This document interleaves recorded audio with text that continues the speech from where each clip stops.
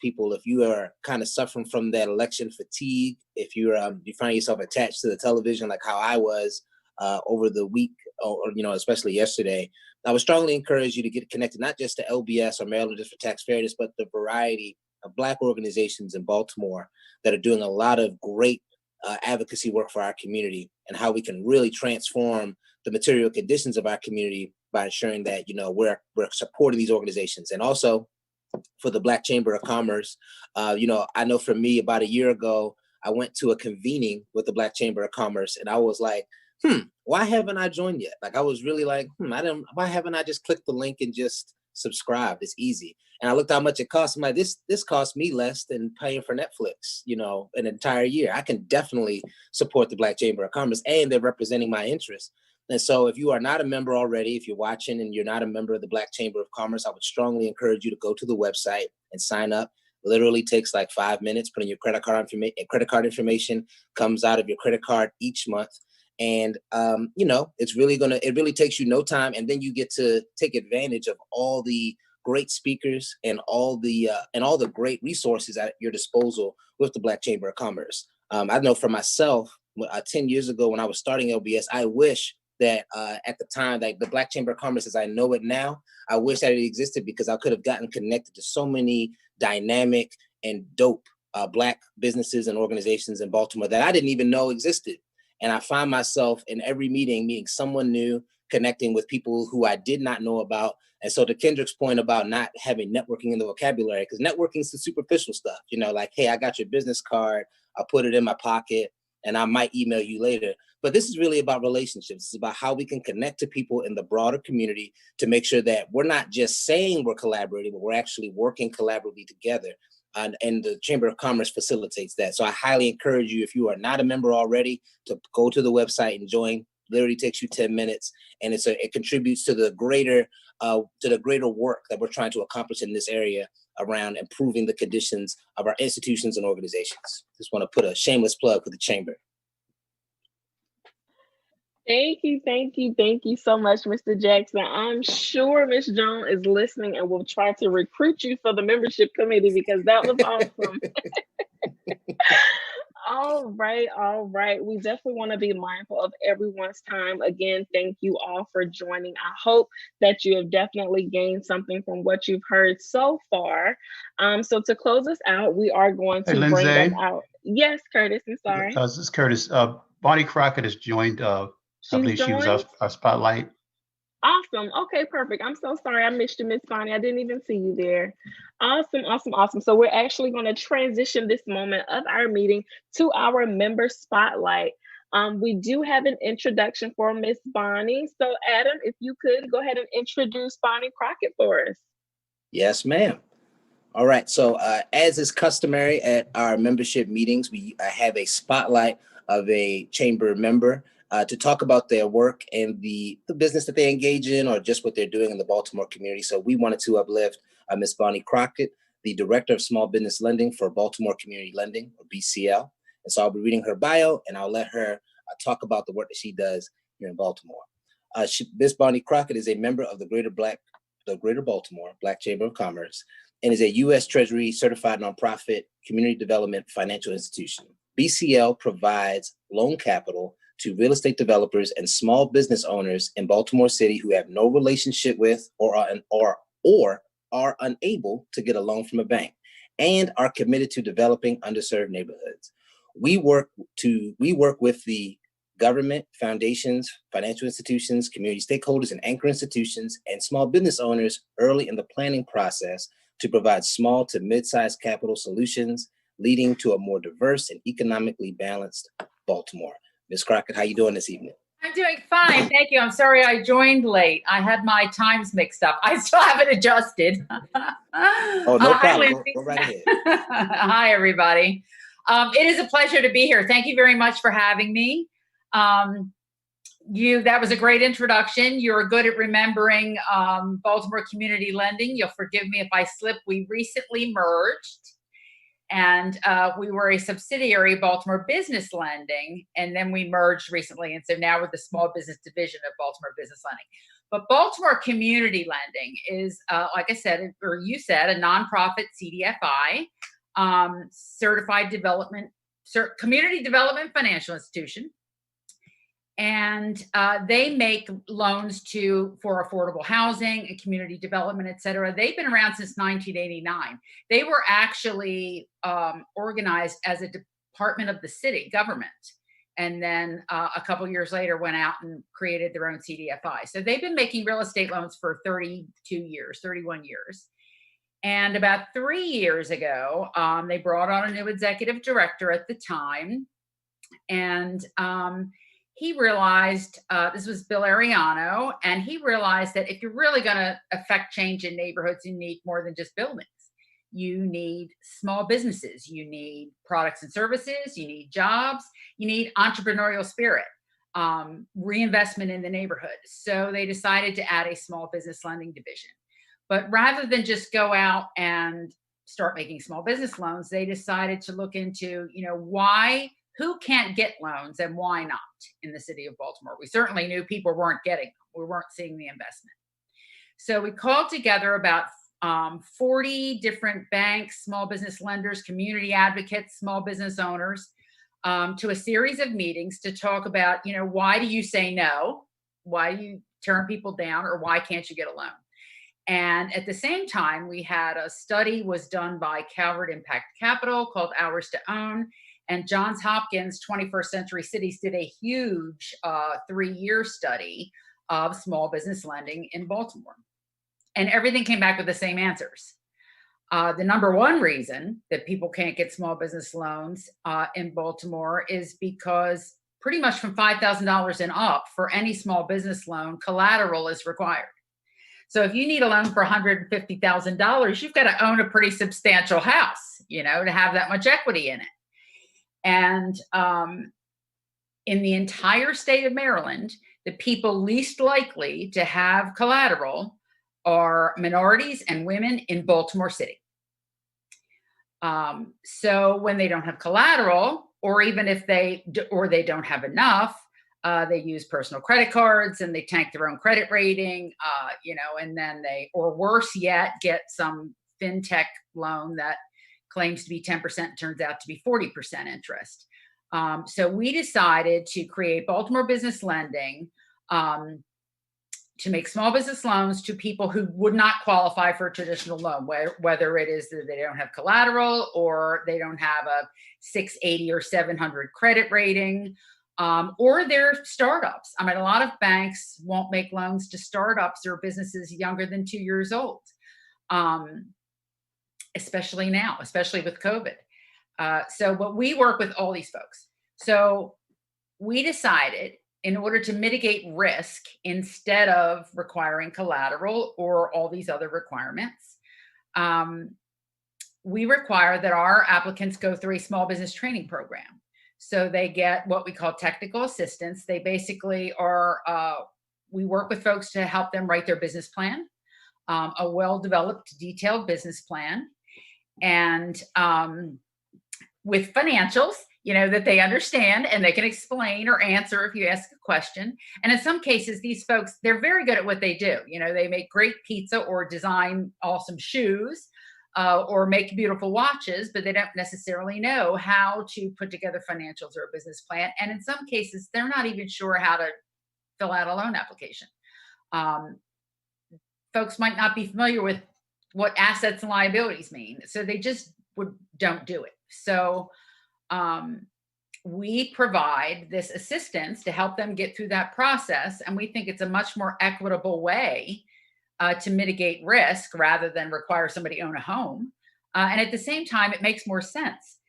You help someone with small business training, they're going to be a better business owner. There's no guarantee that just because they own a home, they're going to know how to run a business. So that was the program that we developed, and we made our first loan a little over 2 years ago.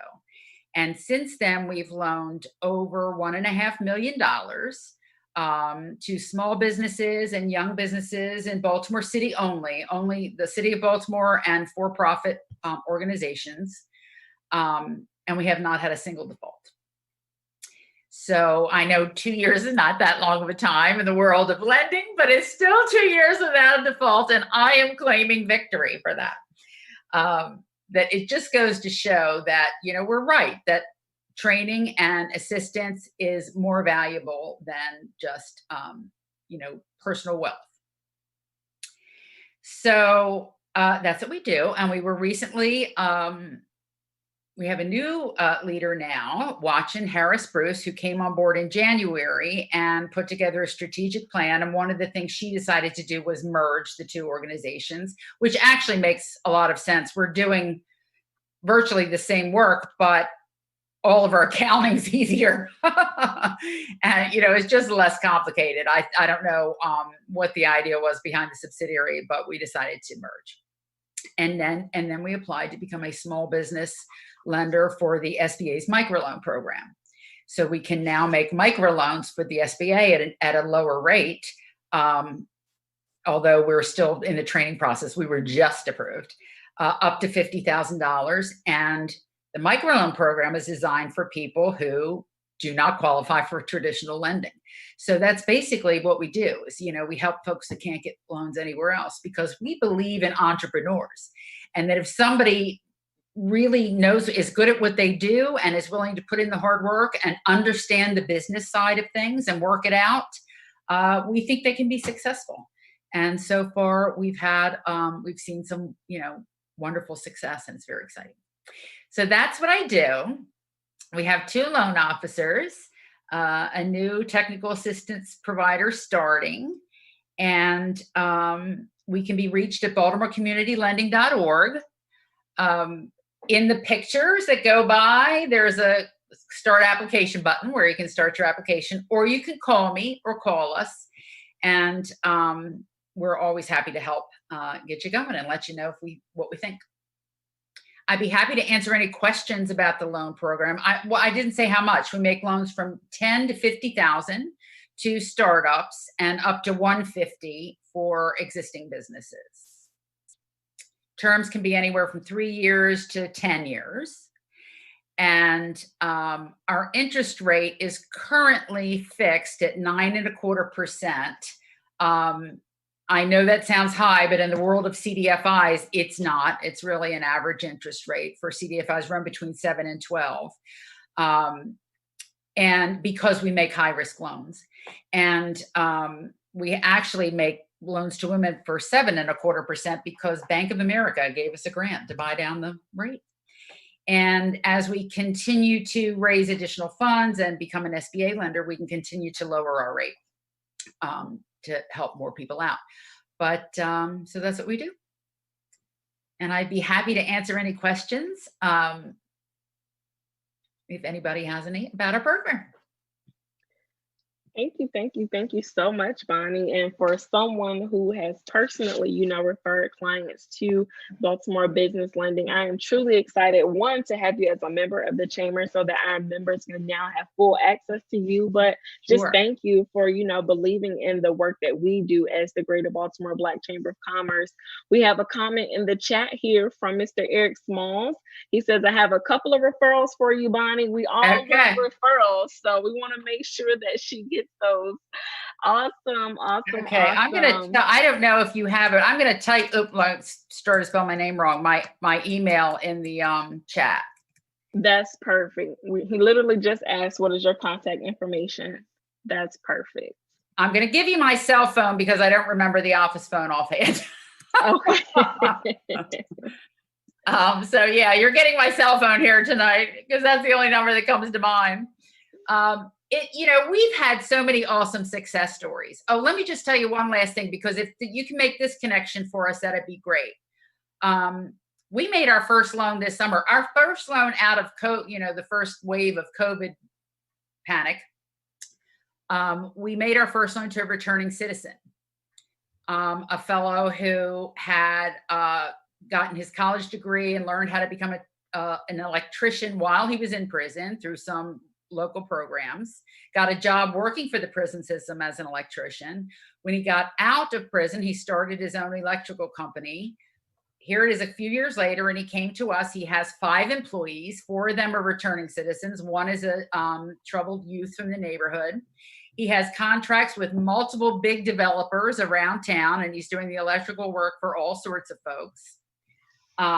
He applied for a PPP loan, to help pay his employees during COVID, and was turned down because he's a returning citizen, because the SBA will not make loans to returning citizens.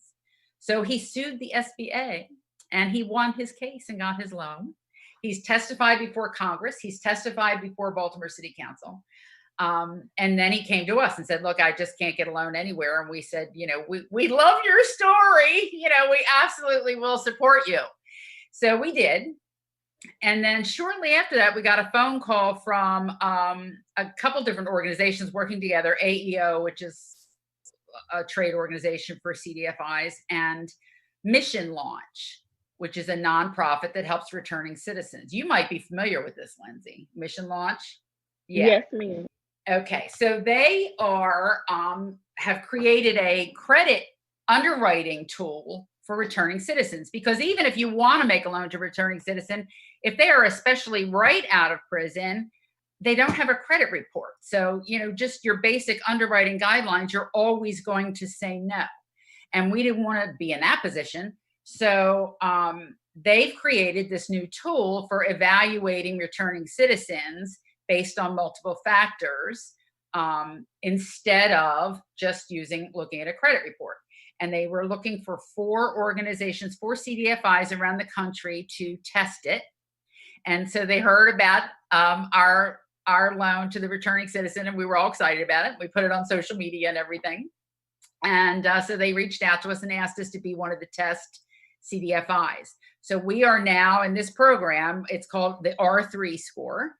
And so if you know any returning citizens who have their own business or would like to start their own business and feel like they can't because they can't get financing, they can come talk to us, and hopefully we'll be able to help them. We do have one more fellow in the pipeline that's returning citizen. The folks that we've helped were people that actually started businesses and now want to grow and can't get loans. But anyway, we are happy to talk to startups or existing businesses. And so we have to get the word out, because they're all of our clients, but especially returning citizens, but all of our clients have just been told no so many times that they've stopped asking.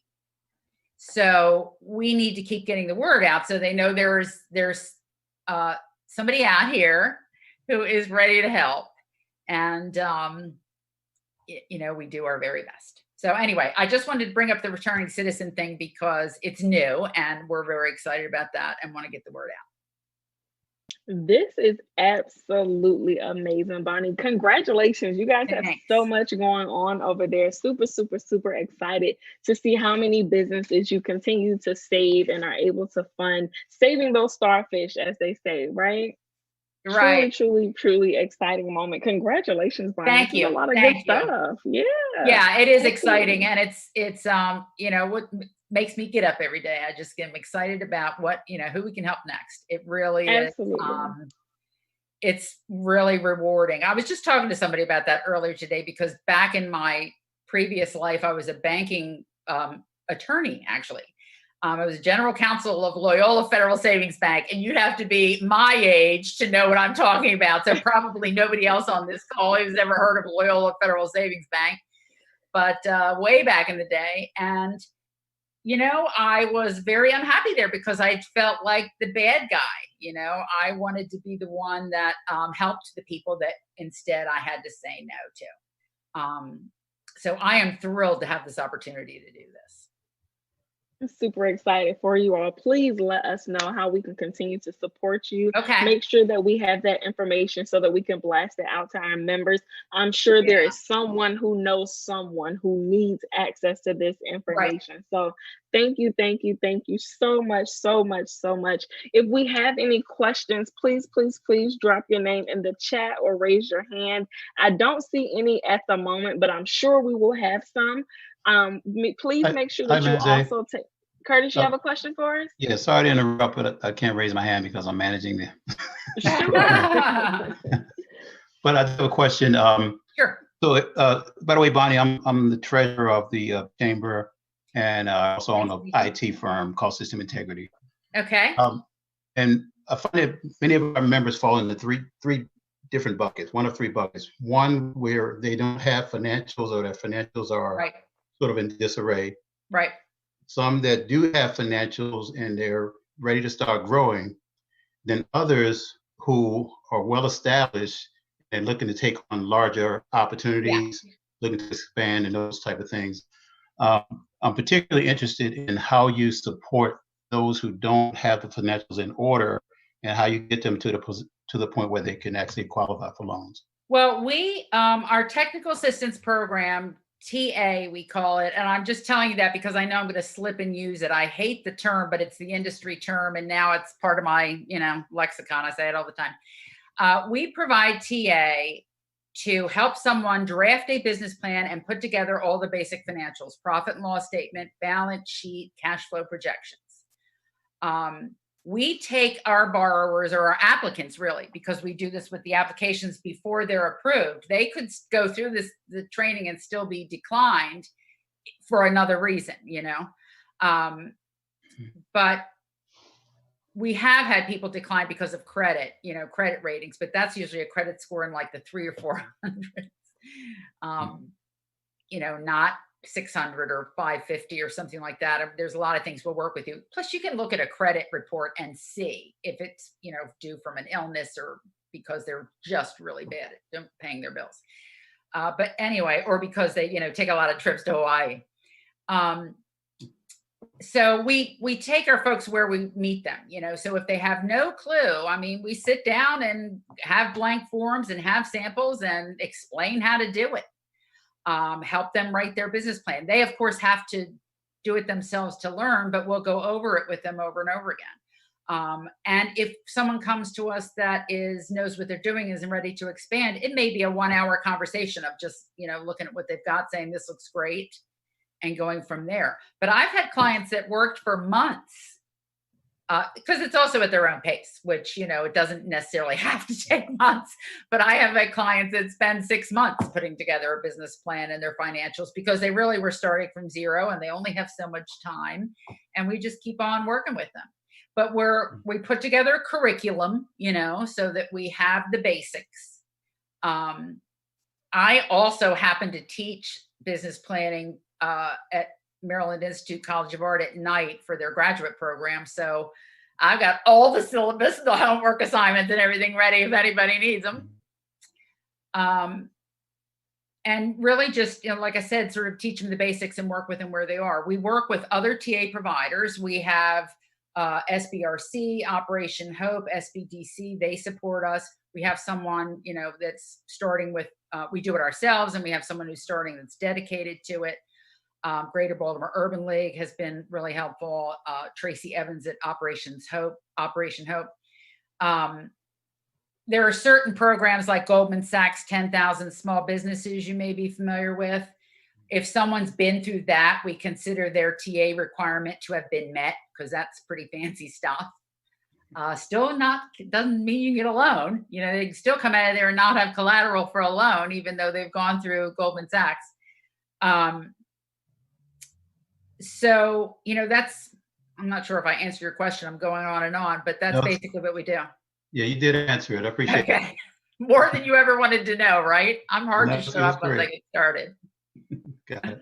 I have one other little bit of news, and I don't know if this is going to go anywhere, but it's new. I've been pushing for this for a couple of years, and I finally got some people to listen to me.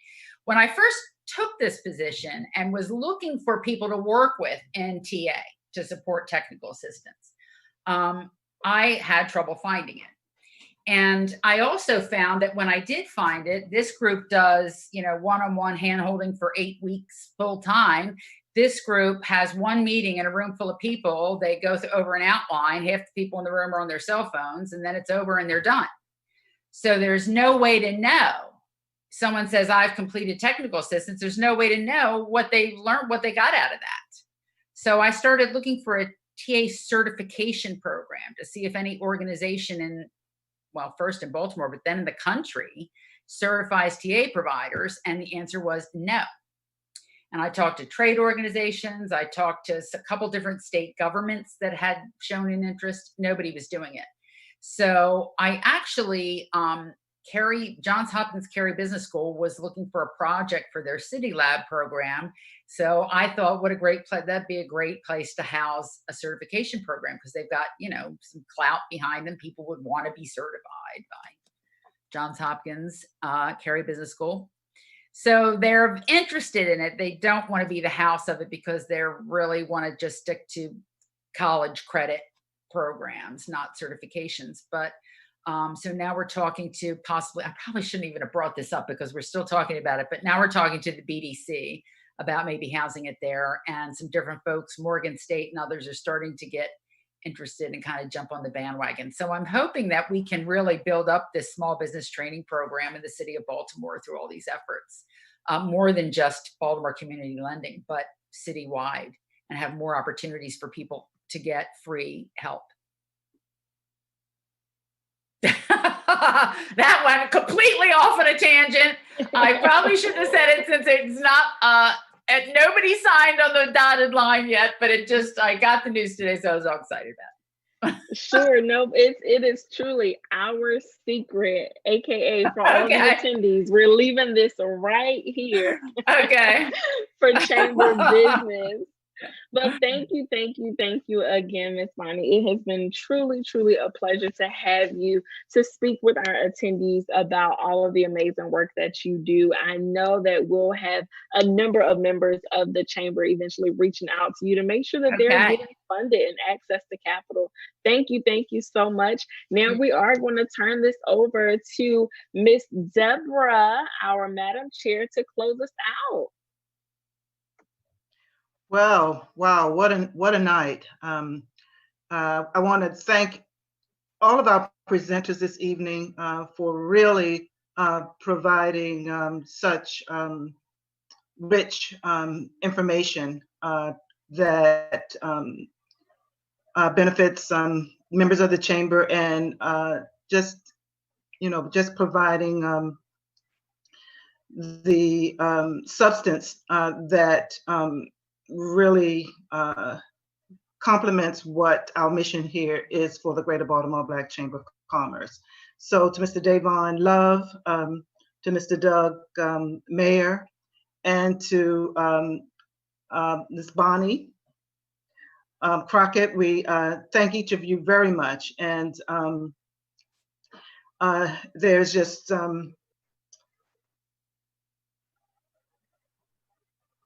as I listen to each of you speak, the vision of the chamber, I just became, very filled with vision for how our collaborations and our partnerships are going to benefit businesses and our members here at the Greater Baltimore Black Chamber, and the communities that we serve, a business community, and so forth and so on. And so I am now just tasked with closing out. I do have some very relative announcements to make. Bonnie, you mentioned the work with the information about the PPP loans. I just want to make sure that our members and our businesses who have applied for the PPP loans, that the SBA has finalized those guidelines, and now the application for forgiveness is available. So I want to encourage our members and our listeners to contact their banks to get the direction that they need, and to apply for that for the forgiveness loans. We will be providing information on webinars to better understand, make sure you understand what's involved in that application. So check out our website, greaterbaltimoreblackchamber.org, for upcoming webinars, the upcoming webinar on that particular webinar for the PPP forgiveness loan. And there are a number of webinars throughout the month of November that are resource related to our membership and small businesses. So please, don't be remiss in logging in on the website, because we have very valuable information that we may not send out in a blast, but we encourage you to stay tuned. And that's pretty much all that I have. I mean, I have a lot of,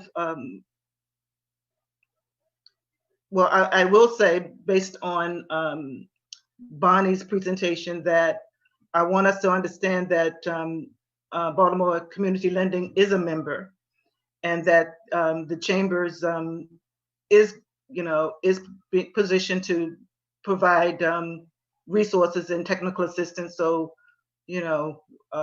we expect that the Chamber will be one of those TA. That would be awesome. That would be fantastic, Deborah, really.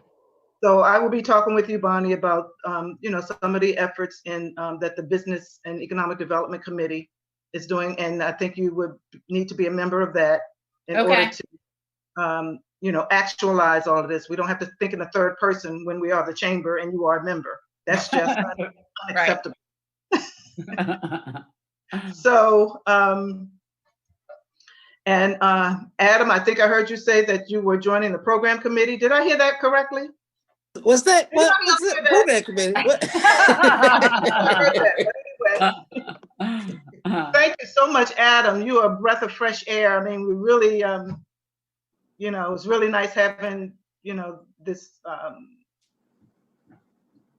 I just wish, we have competing with elections, and we didn't have getting the word out, but I'm feeling like we need to do this again. Yes, ma'am. So I thank you all, and without further ado, I'm 5 minutes over, but I will not apologize. Oh, that was probably my fault. No. So I would say good night, but I'm going to, say back to you, Lindsay, so that we can officially say good night to everyone. And it's been a very energizing evening. So thank you all very much. Thank you so much, everyone, for coming out. We truly, truly, truly appreciate each of you. Thank you to everyone for coming, but also thank you to everyone who had a question to ask. We always appreciate your engagement. These meetings are for you, so thank you for being engaged with us. If we don't have any other questions, any comments or concerns, we are going to say good night. Please don't forget to check out our website. If you have not joined already, please, please, please make sure that you become a member. You all have an amazing evening. Good night. Thanks, everybody. Night, everybody.